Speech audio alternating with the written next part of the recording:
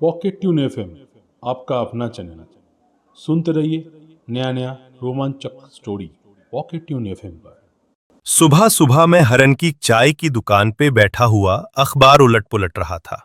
आज मैंने एक अतिरिक्त छुट्टी ली है, सिर्फ मोहल्ले के लड़कों का क्रिकेट मैच देखने के लिए।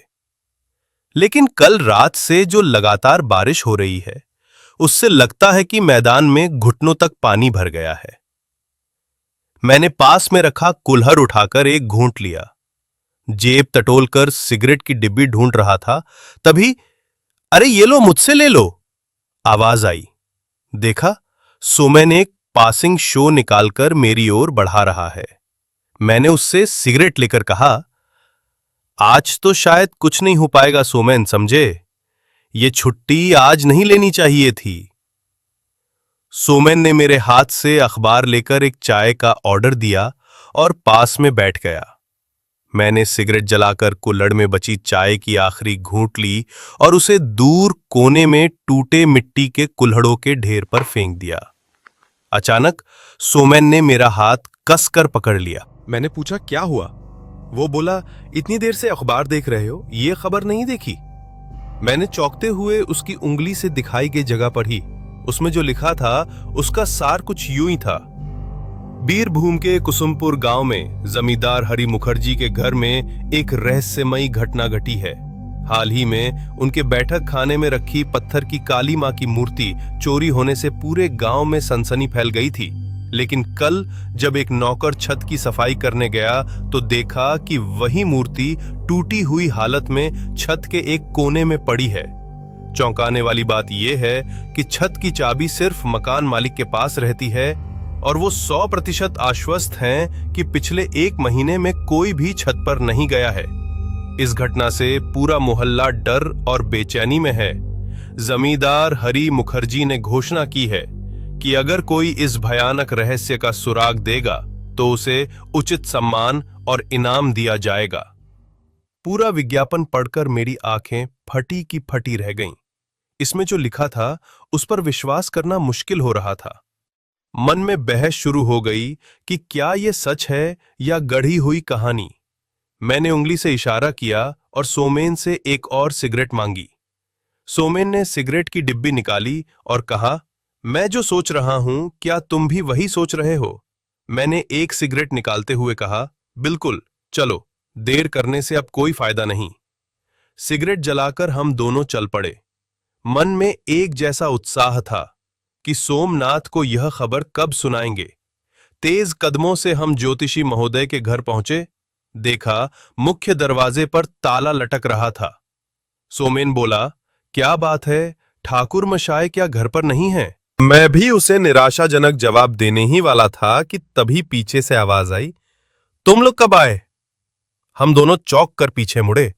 देखा, सोमनाथ मुस्कुराता हुआ सब्जियों से भरा थैला लिए हमारी तरफ देख रहा है। सोमेन बोला, आप बाजार करने क्यों गए, यूं ही? सोमनाथ हंसते हुए बोला, क्यों, कोई बड़ा निमंत्रण है क्या? सोमेन ने अखबार मोड़कर सोमनाथ की आंखों के सामने कर दिया। बोला, ठाकुर मशाय, जरा जल्दी से ये पढ़ लीजिए। सोमनाथ ने थैला मेरे हाथ में दिया और दोनों हाथों से अखबार पकड़कर पढ़ने लगा। देखा, उसके चेहरे का भाव धीरे धीरे बदल रहा है। पढ़ने के बाद वह भौहें सिकोड़कर बोला, ऐसी घटना तो पहले कभी नहीं सुनी, लेकिन कुछ गड़बड़ तो जरूर है। मैंने पूछा, ठाकुर मशाय, ये गड़बड़ क्या कुछ भूत प्रेत वाला है? वो बोला, संभावना तो वही लगती है। सोमेन मेरी तरफ हैरानी से देखने लगा। मैंने धीमे स्वर में कहा, ठाकुर मशाय, हम कह रहे हैं कि एक बार जाकर देख ही लेते हैं। सोमनाथ हंसते हुए बोला, इसलिए तो सब्जियां पूरी कीमत देकर नहीं खरीद पाया, और फिर वो बीरभूम तो बहुत दूर है। सोमेन आगे बढ़कर बोला, पैसे की चिंता आप मत कीजिए, आप बस हामी भरिए। सोमनाथ ने दरवाजे का ताला खोला और अंदर चला गया। हम भी पीछे पीछे घुसे। सोमनाथ पानी से लोटा भरते हुए बोला, तुम लोगों को इस मामले में इतनी दिलचस्पी क्यों हो गई? तुम लोग तो इन सब बातों पर विश्वास ही नहीं करते थे। सोमेन, जो मानने वाला नहीं है, वह सोमनाथ के हाथ से लोटा लेकर बोला, अगर हम विश्वास नहीं करते तो क्या आपके घर ये अखबार लेकर आते? सोमनाथ हंसकर बोला, अरे वह तो घूमने की चाह है। हालांकि इसके पीछे एक और स्वार्थ है। तुम लोग चाहते हो कि तुम्हारा अविश्वासी मन भी थोड़ा ढीला पड़े। लेकिन ध्यान रखना, अगर ऐसे किसी समय में फंस गए तो भागने का वक्त नहीं मिलेगा। सोमनाथ की आखिरी बातों को सुनकर समझने में देर नहीं लगी कि अगर यह घटना सच में किसी अलौकिक मोड़ पर पहुंचती है तो यह हमारे जीवन की सबसे डरावनी और यादगार अनुभवों में से एक बनने वाली है। सोमेन ने पासिंग शो की डिब्बी सोमनाथ की ओर बढ़ाते हुए कहा, चलिए ना ठाकुर मशाय, वैसे भी आगे क्या होगा या क्या हो सकता है ये तो हम भी नहीं जानते। सोमनाथ की आंखों में मैंने एक शांत भाव देखा। मुझे लगा कि उसका उत्तर शायद हमें निराश नहीं करेगा। कुछ देर की चुप्पी के बाद सोमनाथ ने मौन तोड़ा। अगर जाना ही है तो देर करना ठीक नहीं। मेरा मतलब है, बचपन से ही किसी संकट की बात सुनते ही मन उस ओर खिंच जाता है। उसकी इस बात ने मानो हमें चांद पकड़ने जैसा उत्साह दे दिया। मैं और सोमेन अनुमति लेकर तेजी से घर लौट आए और तुरंत तैयारी में लग गए। ऑफिस में ट्रंक कॉल करके बताया कि आज शाम से मुझे तेज बुखार है और बिस्तर छोड़ना नामुमकिन है। हालांकि ये तरकीब सोमेन की ही थी। असल में मुझे नौकरी वोकरी से कभी खास लगाव नहीं रहा। साहित्य ने हमेशा मुझे खींचा है, छात्र जीवन से ही, और आज भी खींचता है। अखबार में दिए गए पते के अनुसार हम शाम तक बीरभूम जिले के कुसुमपुर गांव पहुंच गए। बौलपुर स्टेशन से बैलगाड़ी पकड़कर करीब 10 मील का रास्ता पार करना पड़ा। कुसुमपुर नाम सुनकर जितना पिछला गांव सोचा था वैसा बिल्कुल नहीं था। हर घर में बिजली थी और कुछ घरों के अंदर रेडियो पर विज्ञापन भी चलते हुए सुने। जमींदार हरि मुखर्जी का घर पहचानने में कोई दिक्कत नहीं हुई। बैलगाड़ी वाला भी इसी गांव का था और उसने रास्ता ऐसे समझाया कि लगा ही नहीं हम पहली बार आए हैं। सोमेन बोला, सच कहूं तो उस बैलगाड़ी वाले की तारीफ करनी पड़ेगी। नारियल के पेड़ तक को रास्ते का निशान बना दिया था। देखो ना, उधर देखो, पोखर के उस पार झुका हुआ एक नारियल का पेड़, उसी के पास वो सफेद घर ही है हरि बाबू का। सोमनाथ भी मेरी नजर की दिशा में देखते ही रुक गया। उसकी नजर स्थिर थी और शक से भरी। सोमेन ने पूछा, क्या हुआ ठाकुर मशाय? सोमनाथ बोला, तुम लोग मेरे साथ ही रहना। इस घर को किसी संकट के घेरे ने घेर रखा है। बहुत बड़ा संकट है। सोमेन, मेरी अनुमति के बिना एक गिलास पानी तक मत छूना। एक अनजाना भय शरीर में दौड़ गया। मैं जानता हूं सोमेन की हालत भी मुझसे अलग नहीं थी। अब सोमनाथ हमसे 2 कदम आगे बढ़कर चलने लगा। हम दोनों उसकी पीठ देख देख कर उसी घर की ओर बढ़ने लगे। सोमनाथ के चेहरे की गंभीरता देखकर किसी सवाल की हिम्मत नहीं हुई। घर की स्थिति देखकर लगता था कि यह गांव के बिल्कुल आखिरी छोर पर है। इस पोखर की मेड़ के साथ साथ बस यही एक पगडंडी जमींदार के घर तक जाती थी। बाकी चारों ओर घना आम का बाग था। सच कहूं तो इतने मोटे आम के पेड़ों का तना मैंने पहले कभी नहीं देखा। जब हम जंगल पार करके घर के जिस हिस्से में पहुंचे वो शायद पीछे का हिस्सा था। 2 मंजिला मकान के इस हिस्से में 3 दरवाजे और हर कमरे से जुड़ी एक एक खिड़की थी।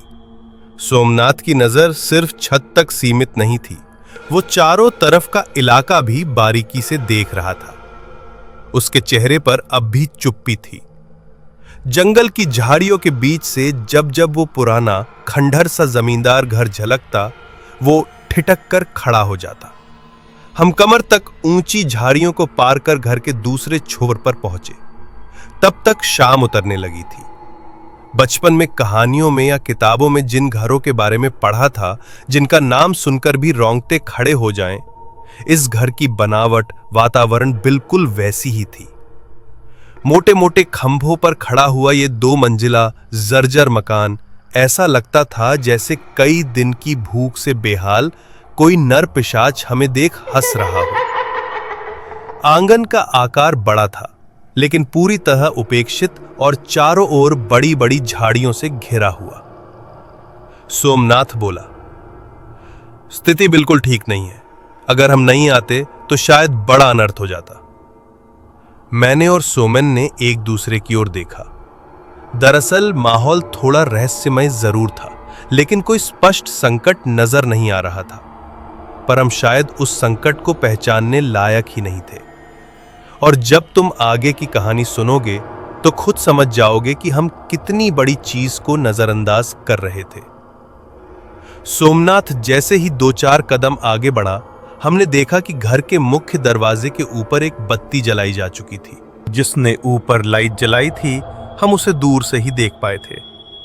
एक थोड़ा झुका हुआ वृद्ध व्यक्ति, कंधे पर एक गमछा, बदन पर कुछ नहीं, नीचे एक छोटी सी धोती पहने हुए। जैसे ही हम सीढ़ियों के पास पहुंचे, उसकी नजर हम पर पड़ी और वो चौंक कर बोला, कौन कौन है आप लोग? जवाब दिया सोमनाथ ने, हम हरि मुखर्जी से मिलने आए हैं, कृपया उन्हें खबर दीजिए। वृद्ध ने पूछा, आप लोगों की पहचान? हमने कहा, हम अखबार में छपे एक विज्ञापन को पढ़कर आए हैं, बाकी बात शायद आप जानते ही होंगे। उसके चेहरे पर एक हल्की सी मुस्कान आ गई और उत्साह के साथ बोला, आइए आइए, बाहर क्यों खड़े हैं, अंदर आइए, मैं बाबू को अभी बुला देता हूं। हम बरामदे में चढ़ आए। वृद्ध जोर से आवाज लगाते हुए घर के भीतर चला गया। करीब 5 मिनट बाद घर के अंदर से 2 लोगों की बातचीत सुनाई दी और फिर दोनों बाहर आए। उनमें से एक को हम पहले से जानते थे और दूसरे के व्यक्तित्व से साफ झलक रहा था कि वही इस घर का मालिक होगा। वो लाल किनारी वाली धोती और रेशमी कुर्ता पहने हुए था, जिस पर चमचमाते बटन लगे थे। उसकी नजर शायद सबसे पहले सोमेन पर पड़ी। वो बोला, नमस्कार, आप लोगों का बहुत बहुत धन्यवाद कि आपने अखबार का विज्ञापन देखकर यहां आने का कष्ट किया। सोमेन ने उत्तर दिया, नमस्कार, मेरा नाम सोमेन है, ये सोमनाथ भट्टाचार्य हैं और इनका नाम मनोहर है। परिचय के बाद हरिबाबू बोले, कई दिनों बाद मेरे घर में ब्राह्मण मेहमान आए हैं। हालांकि अखबार में पूरी बात बताना संभव नहीं था। आइए अंदर चलिए। हम उनके पीछे पीछे अंदर चले आए। बाहर से जो घर वीरान और रहस्यमय लग रहा था, अंदर की सजावट और रोशनी देखकर वो बात जैसे भूल ही गए। एक बड़ी झाड़ लैंप के नीचे एक छोटी सी मेज को केंद्र बनाकर 5 बेंत की कुर्सियां रखी थीं और थोड़ी ही दूरी पर दोनों ओर से ऊपर की मंजिल को जाती सीढ़ियां थीं। हमें बैठने को कहकर हरिबाबू ने वृद्ध से कहा, रतन, जरा चाय लेकर आ और ननी ठाकुर को कहो रात के खाने पीने का इंतजाम करे। अब तक सोमनाथ बोला, आप बहुत व्यस्त हैं, अगर मैं गलत नहीं हूं तो आप ही हरि मुखर्जी हैं। जमींदार बाबू ने सिर हिलाकर सहमति जताई। सोमनाथ आगे बोला, आप हमारे बारे में चिंता मत कीजिए, हम आपकी मदद करने आए हैं मुखर्जी माशाय, कृपया पहले पूरा मामला बताइए। हम कुर्सियों पर बैठ गए। हरि बाबू कुछ कहने ही वाले थे कि सोमैन उत्साहित होकर बोल पड़ा, अरे आप एक बार बताइए तो सही हरि बाबू, देखिए ना, ये सोमनाथ सब कुछ ठीक कर देंगे। सोमनाथ ने भारी नजर से सोमैन की ओर देखा, जिससे सोमैन आगे कुछ कह ही न सका। फिर हरि बाबू बोलने लगे, ठाकुर माशाय, हम ब्राह्मण जरूर हैं, लेकिन मेरे खानदान में किसी ने कभी विधि पूर्वक पूजा पाठ नहीं किया। बचपन से ही मैंने अभाव नहीं देखा और भगवान की कृपा से अब भी वो स्थिति नहीं आई है। मेरी पत्नी को गुजरे करीब 10 साल हो गए हैं। तब से इस घर में मैं, मेरा नौकर रतन, रसोईया ननी और मेरे 2 बेटे ही रहते हैं। छोटे बेटे तपन की इच्छा से इस बार घर में काली पूजा करने का निर्णय लिया गया। इसीलिए बाहर से एक कलाकार को बुलवाकर बहुत बड़ी रकम देकर पत्थर की काली मूर्ति बनवाई थी। जिस दिन की बात है, उस रात यहां बैठक खाने में गांव के 10-15 लोग बैठकर आने वाली श्यामा पूजा की तैयारियों पर चर्चा कर रहे थे। रात करीब 9 बजे सब चले गए। मैंने एक चुरुट सुलगाया और अनमने ढंग से मूर्ति की ओर देखा। उन्होंने हाथ से इशारा करते हुए सोमेन की कुर्सी के ठीक पीछे की ओर दिखाया। हम उधर देखकर फिर उनकी ओर मुड़े। वे बोले, तब तक सब कुछ ठीक था। अगली सुबह मेरा छोटा बेटा मुझे उठाने आया, बाबा उठिए, घर में चोरी हो गई है। मैं हड़बड़ाकर उठा और जैसे ही बेटे से पूरी बात सुनकर नीचे आया, देखा घर की बाकी चीजें तो अपनी जगह थीं, लेकिन मूर्ति गायब थी। गांव में यह खबर फैलते ही लगभग हर कोई देखने आ गया, इसलिए अब किसी पर संदेह करने की गुंजाइश ही नहीं बची थी। मामला अभी पूरी तरह ठंडा भी नहीं हुआ था कि फिर एक घटना हो गई। बारिश का पानी छत पर जमा हो गया था और दक्षिण दिशा की दीवार से टपकने लगा। इसलिए मैंने रतन को छत के पाइप साफ करने भेजा था। ठाकुर महाशय, तभी अचानक एक अजीब सी आवाज आई, जैसे कोई दैत्य छत पर दौड़ता हुआ चला गया हो। कुर्सी से उठकर सोमनाथ बोला, छत पर जाने की सीढ़ियां किस ओर है, जरा बताइए तो। हरि बाबू भयभीत नजरों से सोमनाथ की ओर देखते हुए अपनी कमर से एक चाबी निकालकर कांपते हाथों से बरामदे की दिशा की ओर इशारा कर दिए। सोमनाथ बोला, सोमेन, टॉर्च ले आओ। चाबी लेकर वो तुरंत बरामदे की ओर दौड़ पड़ा। वो कुछ क्षण खड़ा होकर दोनों ओर देखा और फिर बाईं तरफ की सीढ़ियों की ओर दौड़ता हुआ ऊपर चढ़ने लगा। मैं और सोमेन उसके पीछे पीछे थे और सोमेन के हाथ में थी 2 सेल की टॉर्च। सीढ़ियों का अंत एक भारी लोहे के दरवाजे पर हुआ। उत्साह और तनाव से सीना धड़क रहा था, पर जब इतना निडर और स्थिर सोमनाथ हमारे सामने था, तो एक पल को भी कोई अलौकिक आशंका मन में जगह नहीं बना पाई। सोमनाथ ने तेजी से ताला खोला और लोहे की एक पल्ले वाली दरवाजा जोर से ढकेल कर खोला। टॉर्च की जरूरत ही नहीं पड़ी। बरसात के बाद का बादल रहित आकाश और उसमें चमकता चांद मानो किसी परी कथा की सबसे सुंदर रात हो। उस रोशनी में दरवाजे की ओर से ही जो देखा, उसे देखकर आज तक हैरान हूं कि मेरा या सोमेन का दिल तुरंत रुक क्यों नहीं गया। छत के ठीक बीचों बीच एक ऊंचे स्थान पर एक लड़की बैठी थी। हम उसके सिर का पिछला हिस्सा देख पा रहे थे। उसने क्या पहना था, साड़ी या कुछ और, यह स्पष्ट नहीं हो पा रहा था। सोमन आगे बढ़ना चाहता था, लेकिन सोमनाथ ने हाथ फैलाकर उसे रोक दिया। ठीक उसी पल चुपचाप एक गिद्ध आकर लड़की के कंधे पर बैठ गया। यह गिद्ध किसी सामान्य गिद्ध जैसा नहीं था। जितना बड़ा हमने पहले कभी देखा था, उससे भी 10 गुना विशाल। हैरानी की बात यह थी कि इतना भारी पक्षी उसके कंधे पर बैठ गया और लड़की के शरीर में कोई हलचल तक नहीं हुई, जैसे उसे पहले से पता हो कि वो आएगा, या फिर शायद वो गिद्ध उसका ही कोई पालतू प्राणी था। सोमनाथ ने पूछा, तुम कौन हो? इस घर में क्यों आई हो? लड़की धीरे से उठ खड़ी हुई और छत की कमर तक ऊंची रेलिंग के पास जाकर खड़ी हो गई। गिद्ध अब भी बिल्कुल स्थिर था, जैसे वो अपनी सबसे पसंदीदा जगह पर हो। तब पहली बार उसकी आवाज सुनाई दी, ऐसी आवाज जो हड्डियों तक को जमा देने वाली थी।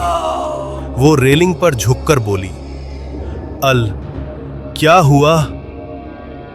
इसके बाद वो अपने शरीर को और झुकाकर छत से नीचे की ओर देखने लगी।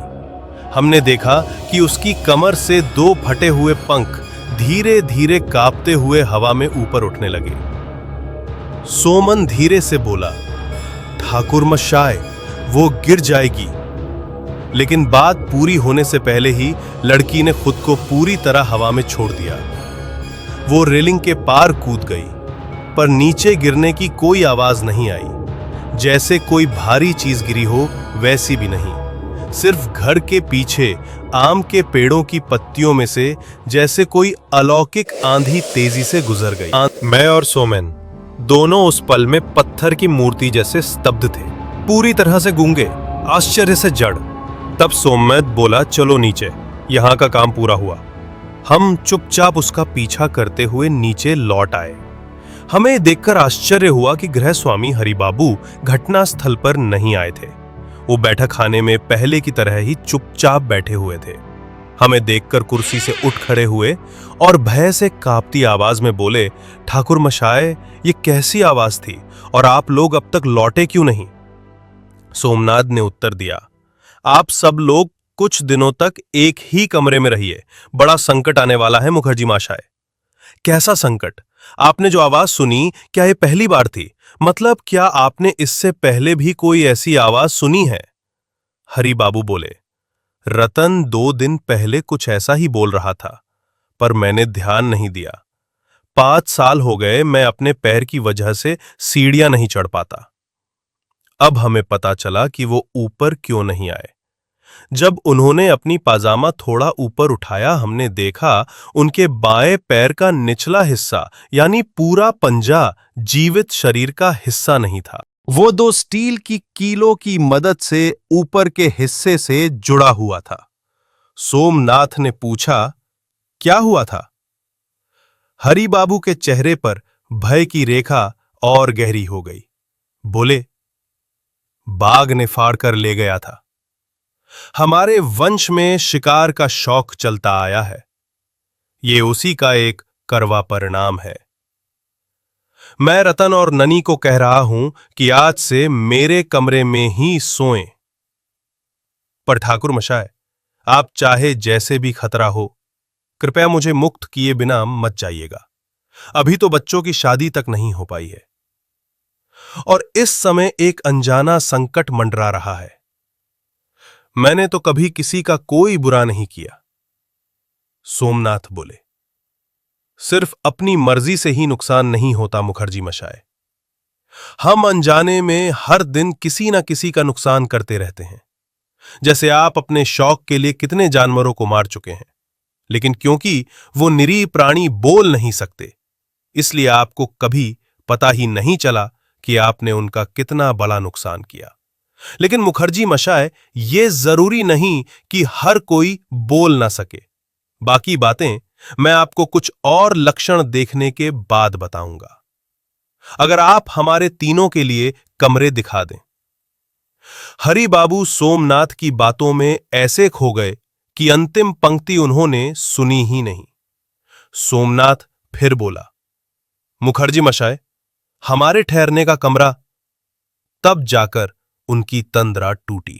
अरे रतन, इन्हें ऊपर वाले कमरे में ले जाओ। और हां, रात का खाना हो गया? रतन हमें ऊपर वाले एक कमरे में ले गया। अपना सोमनाथ ने पूछा, मुखर्जी माशाय के बेटे तो दिख नहीं रहे, कहां हैं? रतन बोला, बड़ो बाबू तो कई सालों से यहां रहते ही नहीं। छोटो बाबू यहीं रहते हैं, पर अभी व्यापार के सिलसिले में कोलकाता गए हैं। कल लौटने की बात है। पर लेकिन। क्या लेकिन? मैंने पूछा। रतन बोला, मैंने ये आवाज पहले भी 2 बार सुनी है, जैसे कोई छत पर दौड़ रहा हो। रात होते ही आप सुनेंगे, एक गिद्ध बहुत अजीब आवाज करता हुआ इस घर के चारों ओर घूमता है। बाबू दवाई लेकर सो जाते हैं, इसलिए उन्हें कुछ सुनाई नहीं देता, लेकिन मैं रोज महसूस करता हूं। उन्हें बताता हूं, मगर वो मेरी बात को ज्यादा अहमियत नहीं देते, इसलिए मैं सब कुछ कहता भी नहीं। आप लोग कुछ दिन रहिए, खुद समझ जाएंगे। इतना कहकर रतन चला गया। हम दोनों ने चुपचाप सोमनाथ की ओर देखा। सोमनाथ हल्के से मुस्कुराया और जंगल की ओर खुलती खिड़की खोलने लगा। तभी सोमेन बोला, ठाकुर मशाय, उस खिड़की को मत खोलिए। सोमनाथ ने एक गहरी सांस ली, छाती फुलाई और बोला, क्यों सोमेन, तुम लोग तो इन बातों पर यकीन ही नहीं करते? इस यात्रा पर आना ही नहीं चाहता था मैं, क्योंकि अब शायद तुम्हें मेरी जीवन की कहानी सुनने में कोई दिलचस्पी नहीं होगी। मैंने पूछा, क्यों? सोमनाथ बोला, क्योंकि जब तक तुम यकीन नहीं करते थे तभी तुम परालौकिक कहानियों के अच्छे श्रोता थे, क्योंकि नास्तिक और अविश्वासी ही अलौकिक बातों के सबसे सजग श्रोता होते हैं। लेकिन अब से तुम अखबारों में विज्ञापन ढूंढोगे, कहां क्या अद्भुत घटा है। क्या मैंने गलत कहा? मैं उम्मीद कर रहा था कि सोमेन जवाब देगा, लेकिन वो एकटक खिड़की की ओर देख रहा था। तो मैंने कहा, ठाकुर मशाय, इस बात से मैं सहमत नहीं हूं। नहीं जानता इस घटना का क्या नतीजा होगा, पर इतना जरूर कह सकता हूं कि हम आपके पास सिर्फ कहानियां सुनने की लालच में नहीं आए। आपकी दर्शनशीलता ने हम दोनों को खींचा है। तो आप कहानियां सुनाए या ना सुनाए, हम तो फिर भी आएंगे। सोमनाथ अपनी जानी पहचानी मुस्कान के साथ सोमेन की ओर मुड़ा और बोला, इतना मत डर सोमेन, जब तक ये अधम मैं साथ है तुम्हें डरने की जरूरत नहीं। पर मैंने जो पहले कहा दोबारा कह रहा हूं, बिना मुझे बताए या पूछे कोई कदम मत उठाना। सोमनाथ बैठ गया। वक्त हो चुका था रात के 8। कमरे में 2 बिस्तर थे, एक खिड़की के पास और एक थोड़ा दूर। बीच में एक आरामदायक कुर्सी जैसी चेयर रखी थी। रात करीब 9 बजे रतन खाना लेकर आया। सोमनाथ ने पूछा, मुखर्जी माशाय ने खा लिया? हां, मतलब मैं उनके कमरे में खाना दे आया हूं, कहकर रतन हमारे हाथ धोने के लिए पानी का लोटा ले आया। हम खाना खाने बैठे तो वो पास में बैठ गया। मैंने पूछा, तुमने खा लिया? जी बाबू, मेरा खाना हो चुका है, आप लोग खाइए, मैं थालियां उठा लूंगा फिर जाऊंगा। मैंने कहा, अरे मैं खुद ही ले जाऊंगा, वो सीढ़ियों के पास नल है ना। रतन घबरा कर बोल पड़ा, क्या कह रहे हैं बाबू? मैं हूं तो आप क्यों करेंगे? सोमनाथ बीच में बोल पड़ा, वो सही कह रहा है, तुम जाकर सो जाओ, हम नीचे जाकर बर्तन रख देंगे और वहीं हाथ मुंह धोकर आ जाएंगे। रतन बड़बड़ाते हुए उठ खड़ा हुआ, सोने की बात करते हैं आप, अब क्या नींद आएगी? थोड़ी ही देर में आपको आवाज सुनाई देगी। इतना कहकर वो चला गया। हम खाना खत्म कर नीचे नल पर गए, चेहरा धोकर ऊपर लौटे। पूरा दिन शरीर ने आराम नहीं पाया था, इसलिए बिस्तर पर लेटते ही आंखें भारी होने लगीं। सोमनाथ खिड़की के पास खड़ा होकर एक सिगरेट जला रहा था। बोला, तुम लोग सो जाओ, मेरे लिए जागने की जरूरत नहीं। सोमन बोला, मुझे तो नींद आएगी नहीं ठाकुर माशाय, कान इतने तेज हो गए हैं कि दूर कहीं एक कटफोड़वा की चोंच की भी आवाज आ रही है। मेरी नींद भी सोमन की बात सुनकर टूट गई। मैंने भी कान लगाकर उस आवाज को सुनने की कोशिश की, लेकिन पहले तो कुछ खास नहीं सुनाई दिया। करीब 10 मिनट की खामोशी के बाद बाहर की दीवार पर किसी चीज के गिरने जैसी धप की आवाज सुनाई दी। सोमनाथ खिड़की के बाएं पल्ले के पास जाकर बाहर झांकने लगा। इससे साबित हुआ कि आवाज सचमुच बाहर से ही आ रही थी। मैं भी जाकर उनके पीछे खड़ा हो गया। सोमेन भी हमारे साथ शामिल हो गया। जो आवाज पहले धुंधली लग रही थी अब साफ सुनाई देने लगी थी। सोमनाथ का थोड़ा पीछे हट जाना बताता था कि उसने कुछ अजीब देखा है। मैं और सोमेन और थोड़ा झुक कर उसके साथ बाहर देखने लगे। बाहर का दृश्य चांदनी रात की वजह से साफ था, इतना कि थोड़ी दूरी पर एक पेड़ की डाल पर गिलहरी दौड़ती नजर आ रही थी। तभी अचानक हमारे कानों में एक दबा हुआ रुदन सुनाई दिया। इस रोने में सिर्फ पीड़ा नहीं थी, बल्कि एक तीव्र प्रतिशोध की भावना भी झलक रही थी। सोमनाथ ने होठों पर उंगली रखकर हमें और सतर्क रहने का इशारा किया। तभी हमने देखा कि खिड़की के पास वाली दीवार के सहारे बहुत ही धीरे धीरे एक स्त्री आकृति नीचे उतर रही है। डर के मारे सोमेन कुर्सी के पास गिर पड़ा। उसके गिरते ही वो स्त्री आकृति भी खिड़की के पास आकर रुक गई। सोमनाथ थोड़ा और पीछे हट गया। मुझे लगा जैसे मेरा दिल रुक गया हो, लेकिन मेरी आंखें झपकने को तैयार नहीं थी। शायद डर था कि कहीं ये अद्भुत विज्ञान के विरुद्ध दृश्य छूट ना जाए। वो कैसा जीव था जिस पर गुरुत्वाकर्षण काम नहीं कर रहा था? हम सब इतनी शांति से खड़े थे कि केवल अपनी सांसों की आवाज तक साफ सुनाई दे रही थी। कुछ सेकंड बाद फिर से पैरों की आहट सुनाई दी। मैंने सोमनाथ की जटाजूट के पास से एक आंख निकाल कर देखा। वो स्त्री आकृति फिर से नीचे उतरने लगी थी और उसके कंधे पर बैठा था वही असामान्य आकार का विशाल गिद्ध। इस बार सोमनाथ ने बिना आवाज किए खिड़की के दोनों पल्लों को बंद कर दिया। उसके चेहरे पर गहरी चिंता की लकीरें थी। मैंने पूछा, क्या समझ पा रहे हैं ठाकुर महाशय? वो बोला, जो समझ रहा हूं वो बिल्कुल भी अच्छा नहीं है। इस घर को किसी भयानक शक्ति ने पूरी तरह घेर रखा है। इसका आभास मुझे तभी हो गया था जब मैंने पोखर के पार से इस घर को देखा था। मैंने पूछा, कैसे? सोमनाथ बोला, गुरु की कृपा से मुझे इतनी शक्ति मिली है कि जो इंसान संकट में हो उसे देखते ही मैं पहचान लेता हूं। उस व्यक्ति के पीछे काली धुएं जैसी छाया हमेशा मंडराती रहती है। मैंने कहा, पर आपने तो वहां से किसी इंसान को देखा ही नहीं। मेरे ये पूछते ही सोमनाथ की आंखें चौड़ी हो गईं। उसकी आवाज भर्रा गई। वो बोला, मनुष्य ही क्यों? मैंने तो पूरे घर को एक काले मलमल के कपड़े जैसे घेरे में लिपटा देखा था। मनोहर, यहां एक मृत्यु जरूर होगी और उसे टालने की मेरी कोई शक्ति नहीं है। सोमनाथ की बात सुनकर जो कुछ हमने देखा था वो सारी घटना जैसे धीरे धीरे मेरे दिमाग में फिर से उतरने लगी। मैं खड़ा ना रह सका और बिस्तर पर बैठ गया। हालांकि मैंने चेहरे पर डर की भावनाओं को ज्यादा नहीं आने दिया, क्योंकि सोमनाथ तो पहले ही घबरा चुका था। अगर मैं भी डर में बह जाऊं तो सोमनाथ को काम करने में दिक्कत होगी।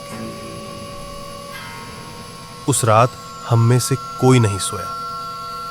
गिद्ध की उस भयानक आवाज जिसका जिक्र किया गया था वो भी उस रात नहीं सुनाई दी। शायद सोमनाथ ने कुछ ऐसा किया जिससे वो पारलौकिक शक्ति साहस नहीं कर सकी। अगली सुबह बहुत जल्दी सोमनाथ हमें लेकर नीचे उतर आया।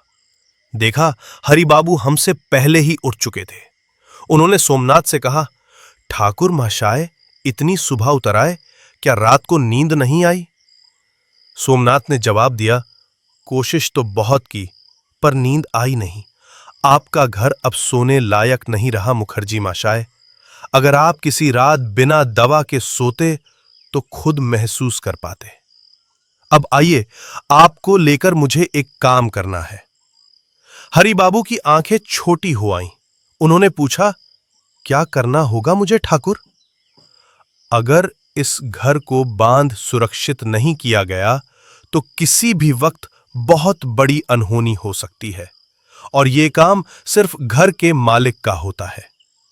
रतन भी पास आ खड़ा हुआ। सोमनाथ ने उससे कहा, रतन, एक जल से भरा हुआ पीतल का गट कलश लेकर आओ। रतन दौड़कर एक पीतल का लोटा भरकर ले आए। हम सब सोमनाथ के पीछे पीछे घर के बाहर आ गए। सोमनाथ ने उस जल से भरे घट की ओर देखकर धीरे धीरे कुछ मंत्रों की तरह बोलना शुरू किया। फिर सोमनाथ ने वो घट, जलपात्र हरि बाबू के हाथ में देकर कहा, अपने दाहिने हाथ की तर्जनी इस जल में डुबाकर मेरे पीछे पीछे पूरे घर की परिक्रमा करेंगे, और जब जब मैं इशारा करूं तब डूबी हुई उंगली से घर की दीवारों और जमीन पर पानी छिड़केंगे। हम 3 को छोड़कर बाकी सब लोग बरामदे में खड़े हो जाइए। हम सब ऊपर चले गए। सोमनाथ के निर्देश अनुसार हरि बाबू ने अपनी तर्जनी जल में डुबोई और उसके पीछे पीछे परिक्रमा शुरू की। इस तरह पूरे घर का चक्कर लगाकर फिर उसी जगह लौटने में लगभग 20 मिनट लग गए। हरि बाबू के हाथ से घट लेकर सोमनाथ पोखर के तालाब की ओर चला गया। गृहस्वामी बोले, तुम लोग किसी दैवी संयोग से इस घर में आए हो, मैं सोच भी नहीं सकता। उम्र भी कम नहीं रही और अपने अनुभव से कह सकता हूं कि अगर पास में कोई आत्मनिर्भर और आत्मविश्वासी व्यक्ति हो तो अपनी मृत्यु निश्चित जानकर भी कुछ समय चैन से जिया जा सकता है। इतना कहकर उन्होंने फिर पोखर की ओर देखा। तब तक सोमनाथ लौट आया। उसके हाथ खाली थे। हमारे पास आकर बोला, घट को तालाब में विसर्जित कराया हूं।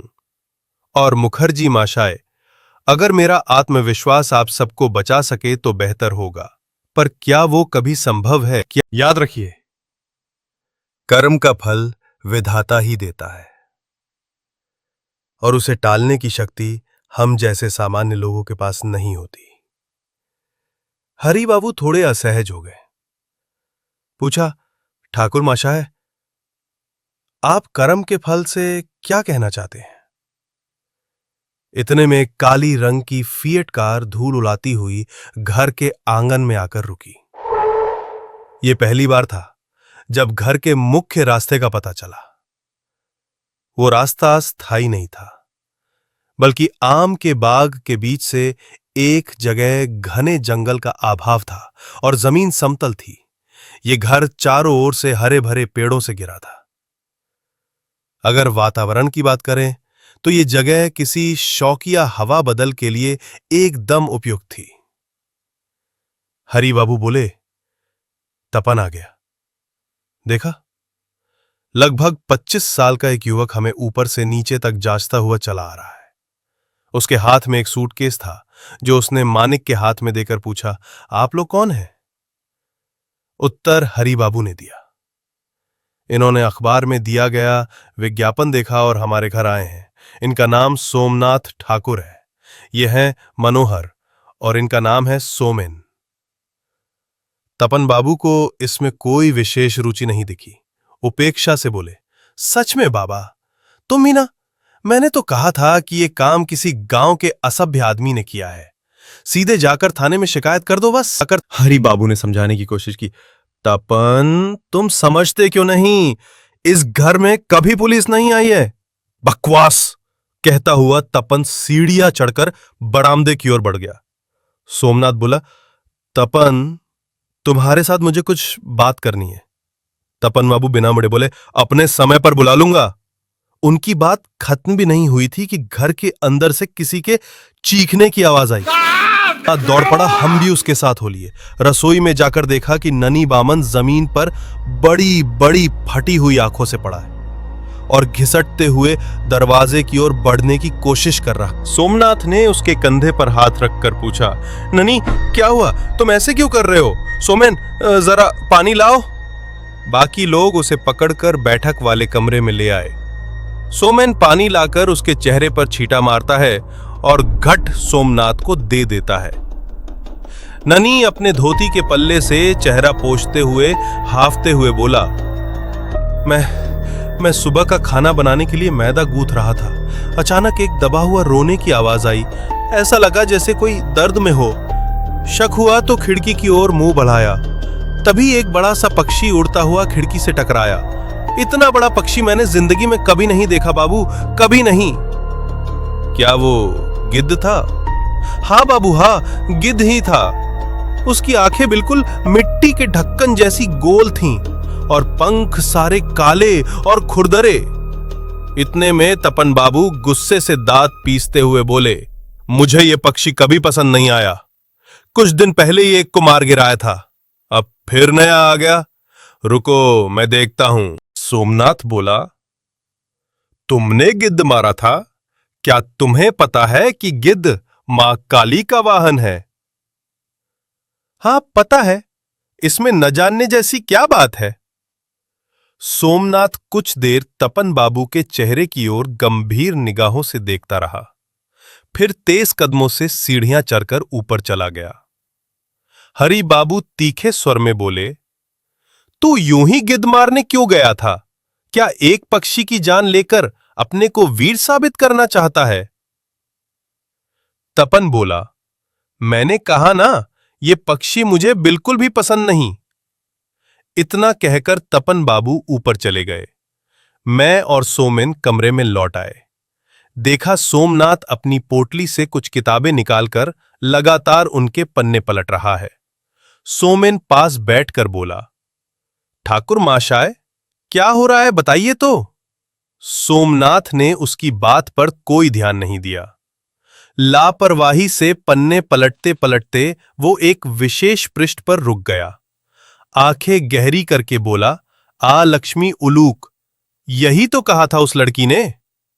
हाँ हाँ हाँ हाँ, आपने ठीक कहा, आ लक्ष्मी उलूक ही तो कहा था उस लड़की ने। सोमनाथ बोला, चलो तपन के पास चलते हैं।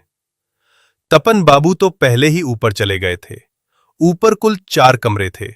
हमारे कमरे को छोड़कर जो एक और कमरा खुला था, उसके सामने जाकर सोमनाथ ने पुकारा, तपन, अभी तुम्हें मेरी मदद करनी होगी, नहीं तो तुम्हारे प्राण संकट में पड़ सकते हैं। हालांकि अभी इस बात की सच्चाई की जांच मत करना, प्रमाण आज ही मिल जाएगा। सोमनाथ की बात सुनकर तपन बाबू कमरे से बाहर आए। शायद विरोध करना चाहते थे, लेकिन खुद को संयत करते हुए बस औपचारिकता में बोले, क्या करना होगा बताइए। सोमनाथ ने पूछा, शकोन गिद्ध को जंगल में किस जगह मारा था याद है? तपन बाबू कुछ सोचकर बोले, हां याद है, लेकिन क्यों पूछ रहे हैं? क्या हमें वहां ले जा सकते हो? हां ले जा सकता हूं, लेकिन अभी? तपन बाबू सीढ़ियों से नीचे उतरने लगे। बैठक खाने में हरि बाबू बैठे थे, सिर पकड़े हुए। हमें देखकर उठ खड़े हुए। सोमनाथ बोले, चलिए मुखर्जी माशाय, देखिए कैसे खतरे में हैं आप लोग। मन में सारी घटनाओं को जोड़ना अब मुश्किल हो रहा था। मैं बस मंत्रमुग्ध होकर परिणाम की ओर दौड़ता जा रहा था। मैं, सोमनाथ, सोमेन, तपन और हरि बाबू जंगल की ओर निकल पड़े। हम जिस जंगल के रास्ते इस घर में आए थे, उसे बाईं ओर छोड़कर हम घर के पीछे के घने झाड़ झंखार वाले हिस्से से होकर आगे बढ़ने लगे। तपन बाबू बोले, बहुत दूर नहीं है। एक मरे हुए सूखे पेड़ की डाल पर बैठा था वो पक्षी। वो रहा वो पेड़। दृष्टि का अनुसरण करते देखा, सामने एक विशाल पेड़ का कंकाल खड़ा था। एक भी पत्ता नहीं था उस पर। जैसे जंगल का कोई वृद्ध संरक्षक सभी पेड़ों पर नजर रख रहा हो। शहर के साफ रास्तों के आदी लोगों के लिए उस पेड़ तक का फासला छोटा नहीं लग रहा था। सोमनाथ बिना हिचक जंगल चीरता आगे बढ़ रहा था। उसकी निगाहें लक्ष्य पर टिकी थीं। थोड़ा और आगे बढ़ते ही नाक में एक सड़ांध की तीखी बदबू आई। उफ, कितनी भयंकर गंध है। सबसे आगे था सोमनाथ। हमने देखा वो बाईं ओर के अधिक झाड़ियों वाले हिस्से में देखकर रुक गया। हम भी उसके पास पहुंच चुके थे। जो दृश्य देखा वो रोंगटे खड़े कर देने वाला था। हरि बाबू खुद को संभाल नहीं पाए और जमीन पर बैठ गए। देखा, एक शव सड़कर मिट्टी में मिलने ही वाला है। उसके गले सड़े चिपचिपे शरीर के चारों ओर असंख्य मक्खियां भिनभिना रही थीं। उनकी भनभनाहट जैसे दर्दनाक करुण पुकार लग रही थी। तपन बाबू अब डरने लगे। कांपती आवाज में बोले, ये सब क्या हो रहा है? सोमनाथ बोला, ये तो सिर्फ परिणाम है। अगर मैं गलत नहीं हूं, घटना पहले ही घट चुकी है। अब चलो। हमने मिलकर हरि बाबू को उठाया। उनके माथे से पसीना टपक रहा था। मैंने पूछा, आपको घर वापस पहुंचा दें? नहीं, मैं ठीक हूं, कहते हुए वो फिर से आगे बढ़ गए। अब तपन बाबू सबसे आगे थे और सोमनाथ उनका पीछा कर रहा था। 5 मिनट चलने के बाद हम उस सूखे पेड़ के पास पहुंचे। हालांकि पेड़ में जान बाकी थी, क्योंकि उसके तने के चारों ओर काई और झाड़ियां उगी हुई थीं। पेड़ के तले में एक गुफा जैसी जगह थी और उसके सामने काले रंग के किसी पक्षी के पंख इधर उधर बिखरे पड़े थे। तपन बाबू बोले, मैंने जब पंछी को गोली मारी तो देखा नहीं कि वो कहां गिरा। शायद यहीं कहीं होगा। सोमनाथ ने कुछ झाड़ियां हटाकर थोड़ी जगह साफ की और फिर बोला, सोमैन, इधर आओ, जो जो मैं कहूं उसी तरह मेरी मदद करना। फिर उसने अपनी पोटली से एक कांच की शीशी और एक धातु की छड़ी निकाली और सोमैन के हाथ में दे दी। इसके बाद बोला, उस छड़ी से जमीन पर एक बड़ा गोला खींचो। सोमन ने वैसा ही किया। अब आप सभी लोग उस घेरे के अंदर आ जाइए। जो भी हो, कोई भी व्यक्ति उस घेरे से बाहर नहीं निकलेगा।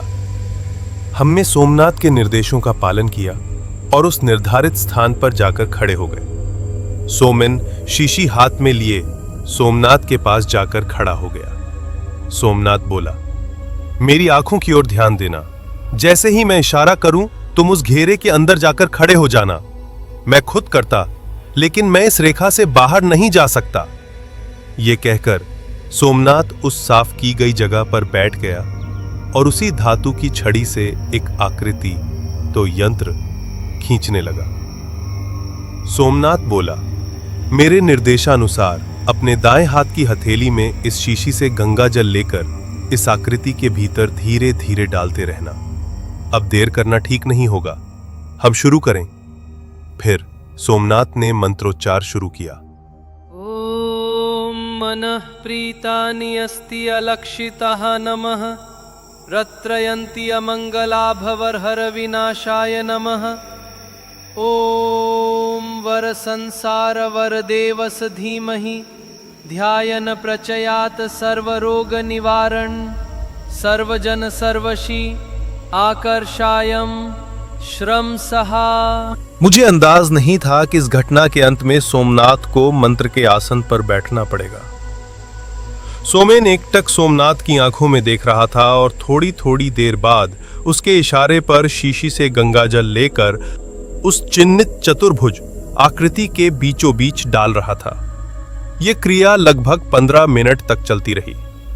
अचानक सोमनाथ ने मंत्रपाठ रोक दिया और इशारे से सोमेन को घेरे के भीतर बुला लिया।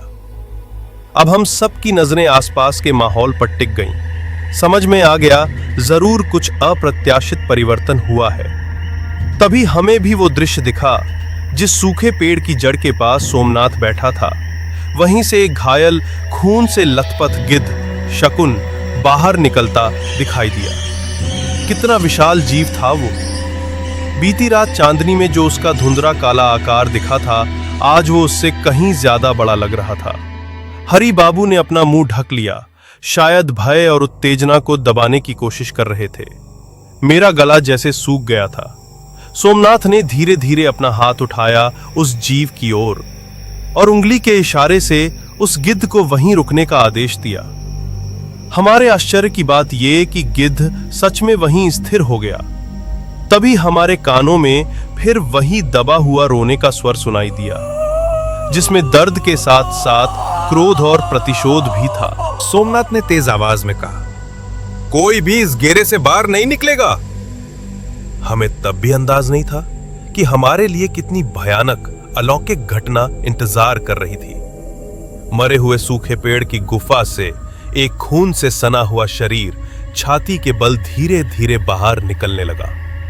हमने तुरंत पहचान लिया, ये वही लड़की थी जिसे हमने पिछली रात उसकी पालतू गिद्ध के साथ छत से उतरते देखा था।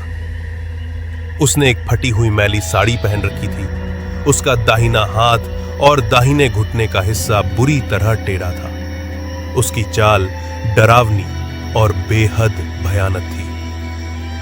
सोमनाथ बोला, तपन, तुम इधर आओ। आम अनुभव वाले लोग इस तरह की अलौकिक घटनाओं को कभी नहीं समझ सकते। तपन बाबू की हालत भी बाकियों जैसी ही थी। वो कांपते हुए लड़खड़ाते कदमों से आकर सोमनाथ के पीछे खड़ा हो गया। अब सोमनाथ ने अगला निर्देश दिया, गिद्ध को दोनों हाथों से उठा लो तपन। ऐसे समय में कोई भी सामान्य व्यक्ति ऐसा करने से हिचकिचाएगा। तपन ने भी पीछे हटने की कोशिश की। सोमनाथ दोहराया, उसे उठा लो तपन।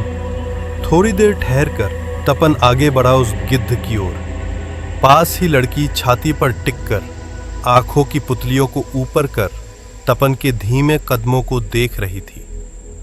उसकी आंसुओं से भीगी आंखों के कोने में एक शैतानी मुस्कान तैर गई। जैसे उसे किसी अजीब सफलता की उम्मीद हो रही हो।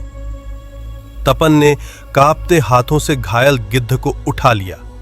उसी पर लड़की ने एक लंबी सांस ली और शैतानी प्रसन्नता से जोर से हंस दी। सोमेन की उंगलियां मेरी कलाई में गर गईं। सोमनाथ बोला, उसके पालतू को लौटा दो जिसे तुमने मारा। वो कोई सामान्य जंगली गिद्ध नहीं था, उसका एक मालिक था। देर मत करो तपन। तपन कांपते हाथों से गिद्ध को लड़की की ओर बढ़ा देता है। पूरी प्रक्रिया जितनी देर में हुई, लड़की ने उससे भी कम समय में गिद्ध को तपन के हाथ से छीन लिया। उसकी आवाज में घृणा और क्रोध मिला हुआ था, जो उसकी हड्डियों से आती उस अलौकिक आवाज में झलक रहा था।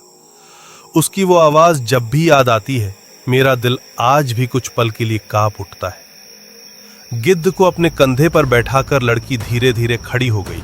तपन के चेहरे के पास आकर वो बोली, तूने मेरे पालतू को मार डाला, पर मैं तुझे नहीं मारूंगी। डर मत तपन, मैं सारी जिंदगी तेरे पास रहूंगी। हर समय तेरे सिर पर एक छतरी बनकर रहूंगी मैं। पर आज तूने देख ही लिया कि गिद्धों का भी एक स्वामी होता है। अब तुम सब देख पाओगे उस असली स्वामी का प्रलय। जा जा, घर लौट जा। इतना कहकर वो लड़की फिर से छाती के बल सरकती हुई किसी सर्प की तरह पेड़ के गर्भ में समा गई। सोमनाथ बोला, सब लोग मिलकर उस मृतदेह को पेड़ की जड़ के पास ले आओ। इस पेड़ सहित उसे अग्नि को समर्पित करना होगा। उस इंसान के प्रति श्रद्धा इस हद तक पहुंच चुकी थी कि अब किसी को भी सड़ा गला शव उठाकर निर्दिष्ट स्थान पर लाने में जरा भी संकोच नहीं हुआ। हमने उस सड़े हुए अधपके शव को घुन लगे सूखे पेड़ के तने से टिकाकर बैठा दिया। सोमन और सोमनाथ आसपास से सूखी बेलें और पत्तियां इकट्ठा कर लाए और शव के ऊपर फैला दी। फिर हाथ के इशारे से तपन को आग लगाने का आदेश दिया और दोनों पीछे हट गए। तपन ने एक पल भी नहीं लिया। तेजी से जेब से माचिस निकाली और सूखी पत्तियों के ढेर में आग लगा दी। वो पुराना सूख चुका बूढ़ा पेड़ विजय की अग्नि की तरह जल उठा। हम वापस लौटने लगे। तपन को लगा उस दिन उसने अपने पापों का प्रायश्चित कर लिया, पर ऐसा नहीं था। कहानी का मर्म यही था, ये मृत्यु तक जाएगा। ये मैं भी जानता था, क्योंकि सोमनाथ ने पहले ही कहा था, इस घर में निकट भविष्य में एक की मृत्यु निश्चित है। हम सब जमींदार के घर पहुंचे और बैठक खाने में आकर बैठ गए। कोई कुछ नहीं बोल रहा था, लेकिन मुझे पता था सोमनाथ इस पूरे घटनाक्रम को किसी से नहीं छिपाएगा। उस मौन को तोड़ते हुए सोमनाथ बोला, क्या आपके गांव में उलुक नाम की कोई लड़की हुआ करती थी? रतन, जो दरवाजे के पास खड़ा था, बोला, बाबू, उलुक तो डायन थी, मतलब वह रामू सरदार की बेटी थी। बचपन में बच्चों को पकड़कर अपने घर ले जाती और खेलती थी। माँ बाप के मरने के बाद उसका ये व्यवहार और बढ़ गया था, इसलिए गांव वालों ने उसे गांव से निकाल दिया था। क्यों बाबू, आपने उसे देखा क्या? मैं और सोमनन, हमारे घुटने अनायास ही थरथरा उठे, क्योंकि हम तो अभी अभी उसी उलुक नाम की लड़की को अग्नि समर्पित करके आए थे। सोमनाथ बोला, डायन कोई जात नहीं होती। सब याद रखना, इस समाज में हर कोई समान बुद्धि लेकर जन्म नहीं लेता। और साथ ही याद रखना, जिन लड़कियों को डायन कहकर आज गांव या घर से बाहर निकाल दिया गया है, उनमें से हर एक की भी एक मां होती है। और वही मां जब अपने कर्मों से बच्चों के सामने एक भयावह जीवन रखती है, तो वे उसी राह पर बढ़ते हैं। तपन ने भौहें सिकोड़कर पूछा, डायन की भी मां होती है? सोमनाथ बोला, हां, और वो मां है श्री श्री अलक्ष्मी। जिस परिवार पर उसकी नजर पड़ती है, वो उस कुल का विनाश किए बिना नहीं मानती। इसलिए उसके बच्चों के लिए उसका गिद्ध ही भाई, बहन और बचपन का साथी बन जाता है। अलक्ष्मी देवी काली की सगी बहन है और इस ब्रह्मांड में अगर वो किसी से सबसे ज्यादा ईर्ष्या करती है तो वो है उसकी अपनी बहन। ये सब बातें याद रखिए क्योंकि भविष्य में ये आपके बहुत काम आएंगी मुकुंद बाबू। अब सोचिए, क्या अलक्ष्मी चाहेंगी कि आपके घर में कोई ऐसी मूर्ति रहे जो उसे नापसंद हो?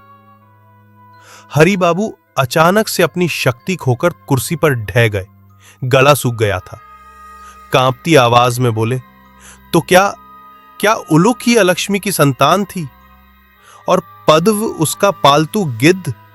मुकुंद बाबू, ये तो सचमुच दुर्भाग्य की पराकाष्ठा है। अगर तपन को उसके पाप की सजा ना मिले तो ये ईश्वर के न्याय का अपमान होगा। आप या आपके बड़े बेटे इस घटना से सीधे जुड़े नहीं हैं, फिर भी मुझे ये कहने में दुख हो रहा है कि ये एक शाश्वत सत्य है कि अगर कोई अबला प्राणी पर अत्याचार करे, उसे मारे, तो उसे भी एक दिन जीवन खोना ही पड़ता है। जैसा मैंने पहले ही कहा था, जब अलक्ष्मी रूठती है तो वो पूरे वंश को खत्म किए बिना नहीं मानती। अब कृपया हमें अनुमति दें, हम चलते हैं।